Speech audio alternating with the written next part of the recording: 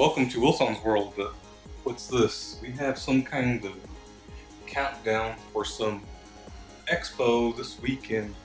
Something to do with retro gaming. Expo this weekend. Of course.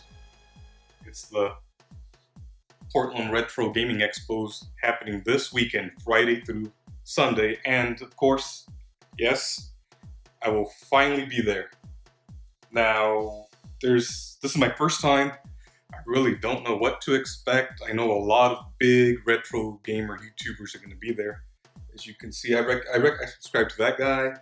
I'm hoping to see this Nintendo, PlayStation, Sony PlayStation, Nintendo thing. A few other people. I'll go through the website and kind of get an idea of maybe who I want to see.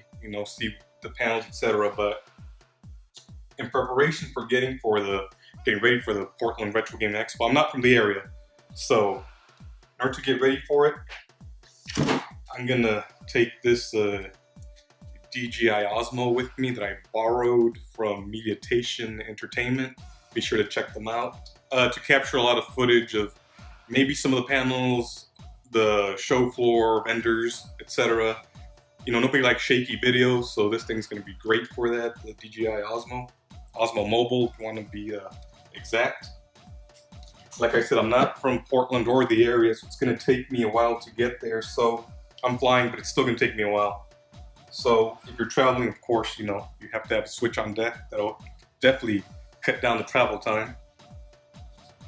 And probably the last major thing I'm taking, of course, the 2017 MacBook Pro. I'll try to edit some video while I'm there and upload smaller videos just to get the content out.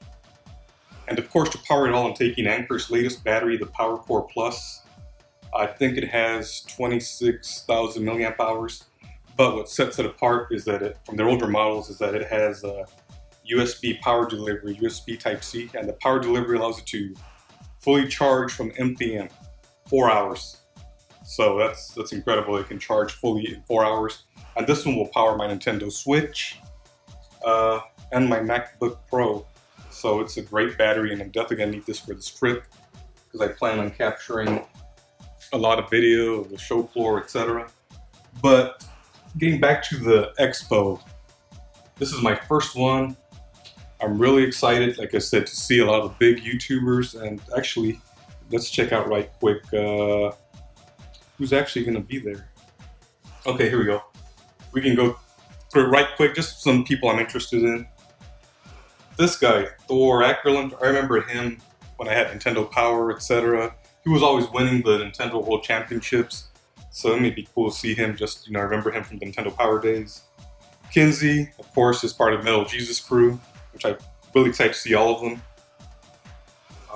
Pat, the NES Punk, big name in the retro gaming YouTube. Ian or Ian, however you pronounce it, Ferguson. I don't want to say he's Pat's sidekick, but that's kind of what he is. Gamester81, I subscribe to him. Cool channel, so it'll be good to see him. Gaming Historian, another familiar face. Of course, John Hancock, the immortal John Hancock. I think he's actually selling homebrew games there, so I'll see what he's selling and maybe pick up something. Of course, this guy's a genius, Ben Heckerdorn from the Ben Heck Show. Love his channel, love his content. I definitely want to check him out. And she's kind of part of Metal Jesus crew as well. I think her YouTube channel or whatever is called Coffee and Circuits. The Completionist, I only became familiar with him recently. I don't think I subscribed, but I may check out some of his videos before then. Kelsey, of course, part of the Metal Jesus crew. Of course, Jason, Metal Jesus. I mean, he's probably one of the biggest retro gaming YouTubers. Yeah, the 8-Bit channel guy. I recognize him. I subscribe to him. Check him out. John Riggs, of course. His channel's not high production values, but it's very entertaining nonetheless. He does a lot of repro stuff, so he actually may be selling some there. And I'll definitely stop by his booth and try to capture some footage. And of course, Reggie Williams will be there. There's no actual picture of him on here, but maybe I'll take him a bottle of lotion because he kind of has an issue with ashiness sometimes. Nah, I'm not taking a bottle of lotion for Reggie. Somebody else can give him one. So here you can see there's going to be a lot of home brews available. A lot of these I've heard about them on various channels. So I'll look at these closer and, I have plenty of time getting to Portland and decide like which ones I want to pick up. Now here's the thing. There's going to be a lot of vendors, and that's great. The way I normally shop is I'll look at everything that's available, make a mental note about how much it costs, etc., how much it's worth. Look at everything and then have a few items in mind, then down select in my mind, and then actually go purchase them. For this convention, there's so many people that's not going to work. If I see something that's interesting, literally by the time I come back minutes later, it could be gone. So I'm going to have to strike and make a on-the-spot decision about what I want. So I'm going to have to think ahead a little bit and have kind of a wish list and the price in mind and buy stuff as I see it, or else I may not get a chance to pick it up. Somebody else will pick it up. I'm not sure how many people attend the Portland Retro Gaming Expo, but it's a lot. Like I said, last year I wanted to go, but it was too late. All the hotels were booked and I just missed it, bottom line. This year, in the summer, I decided I'm going to attend the Portland Retro Gaming Expo, booked my tickets, made the arrangements. I'm going to be there. So here we go, Retro USB, a big hardware vendor, is going to have some homebrews. Just a lot of homebrews, and in addition to all the panelists and all the merchandise for sale, there's going to be a lot of activities. I mean, I can't even get into it. Speakers, panels, a big arcade, a museum, tournaments, cosplay, live auction. What is the Expo? It's a non-for-profit, of course. It's more video game, retro game culture, preservation, etc. Here we go. Their goals are to educate people on retro gaming, what it is, preserve the history, because a lot of the stuff people don't know the history, or actually the physical stuff is going away if it's not preserved and archived somehow. So they have a lot of workshops, tips for repairing equipment, making it last, how to take care of it, because this is a limited resource. Now, yes, there's a lot of new clone consoles and new sort of hardware clone consoles, the field FPGAs, field programmable gate arrays, that emulate the old hardware better. But for a lot of us, we really like playing on the original hardware. So there's a lot of information there on how to make your equipment last and take care of it. So let's see. Wow, PRG's only been around since 2006. So it's almost 10 there. And here, of course, they have a diversity and inclusiveness policy. In other words, everybody's welcome. They want a welcoming environment, a fun event.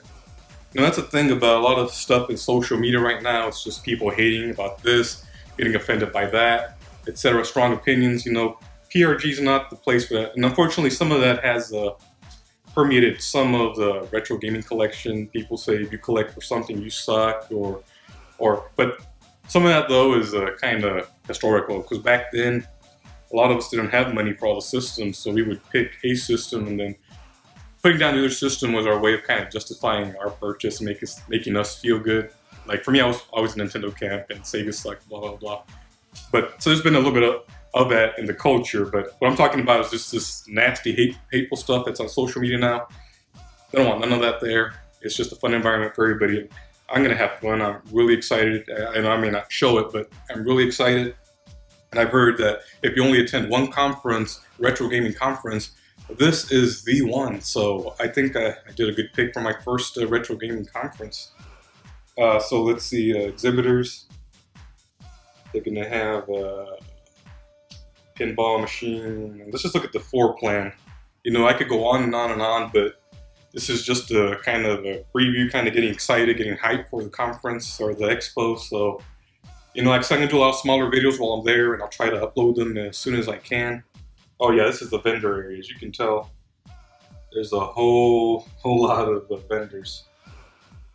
So that's gonna be great. And they have the classic Tetris World Championship Arena. I don't know. I was pretty good in Tetris. Maybe I need to enter that. This is just a real quick, basically PRGE kind of preview video, kind of getting excited. Like I said, they're going to have a lot of stuff going on. I'm excited. There's gonna be so much stuff to buy, and buying's not the only reason I'm going. Obviously, it's to see a lot of these big YouTubers. Because if I wanted to buy stuff, like I could do that through eBay and save all this money I'm spending on traveling. But that's not the point. The point is to meet some people who are really passionate about the community. And like I said, this is one of the biggest expos for retro gaming. So there should be a lot of passionate fans. Like it's a lot of people I love and watch on YouTube all the time. I'll see them there.